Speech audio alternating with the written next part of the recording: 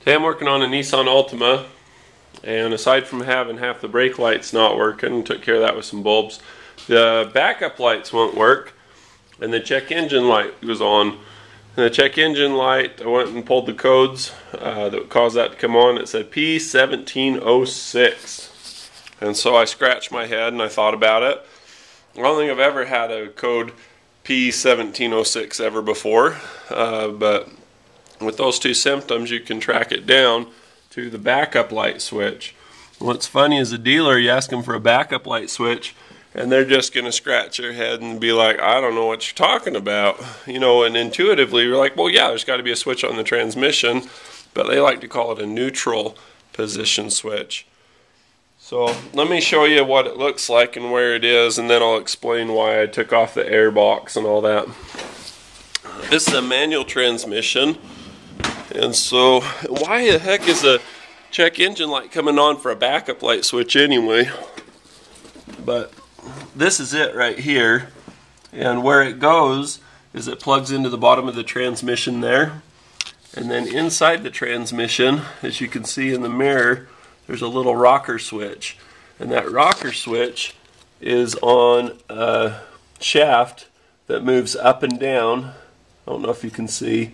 It's on a shaft that moves up and down, and it swivels side to side. As it does that, it makes contact, or should make contact, with the different spots you see here. And you can see these, it's got all kinds of corrosion, and it's just old and not happy. So when you go to pull these out, be really careful, because the plastic that these are made out of, I think it's some type of carbon and ABS mix or whatever, but it's really brittle, especially as it gets old. To get it out, you see this, you don't have to pull the bolt, it's just a little tab like what you'd see on a Honda motorcycle. Let's see if I can hold the light, the camera, and do this. But basically you just pull it out and around like that.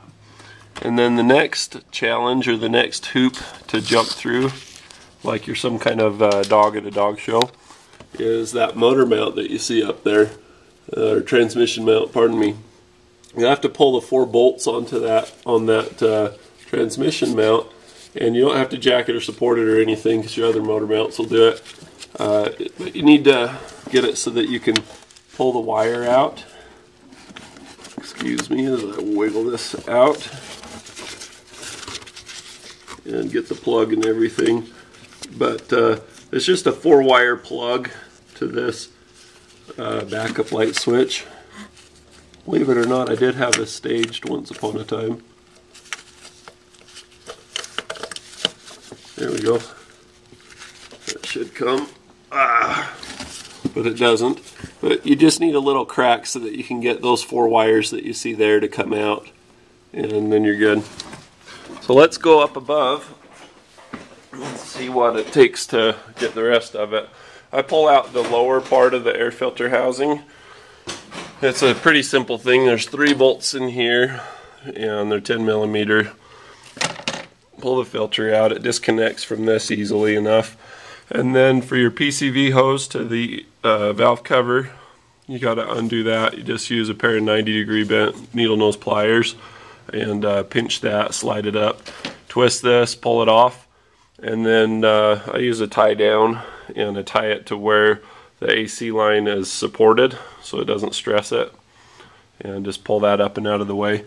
That'll allow you to pull the bolts. There's 2 in the front here, and there's another one hiding back there, and it'll allow that to lower enough. There's another bolt on this side. I just use a ratcheting box wrench, and it's also 14mm, and you can actually get that from up here. You just reach down underneath the fuse block and battery and pull that bolt out of there. And once you've done that, the plug itself plugs into here, and like I say, it's just a 4-wire plug. To get it off, this is the one that's got the buckle on it. It's got a buckle on the bottom side of it. Don't want to white it out. You squeeze that buckle, pull it out, and then you're free, born free as the wind blows, as free as the grass grows. I am born free. So there you have it. And the same creepy thing that I did on the other side is creeped those wires through there. This doesn't fit through real well, the housing of the wires, but just the cable part itself, these wires, they'll actually fit through if you just line them up single file. The plug obviously is way too big, way too fat to get through. I would have to pay extra airfare to go on the airplane because it's just big. See, I cracked this one a little bit as I was pulling it out. I was being gentle too. I was like aware, alert, cautious. Still broke it. Well, he'll go for a ride. So here's the new one. These cost about 60 bucks at the dealer. Unless they cut you a break. I get a little bit of a break. But that's what the new one looks like. And it comes with the new rocker switch. This is the one that plugs in to that shaft that rotates and slides up and down. So got a little bearing in there, spring loaded to get it to rock, so that as the thing twists it'll go to a different position on this, and as you go to side it'll work. So I'm guessing middle position is neutral, and that allows you to start a car in neutral or something, and when you put it in reverse it goes into another position like that and makes the reverse lights come on. As you saw in the other one, these were so corroded. You could probably clean these off with some steel wool or a brass Dremel brush, but if you can get a new one, it's probably best to just replace it. Anyway, that's how you fix a P1706 on your Nissan Altima when it doesn't have reverse lights. That's why. That'll make your check engine light turn off after a while after you fixed it. Or you can disconnect your battery, just a negative cable, and that'll clear your codes and all your radio presets. But anyway, hope you like my video. If you like it, be sure to click subscribe and you can see more videos like this one.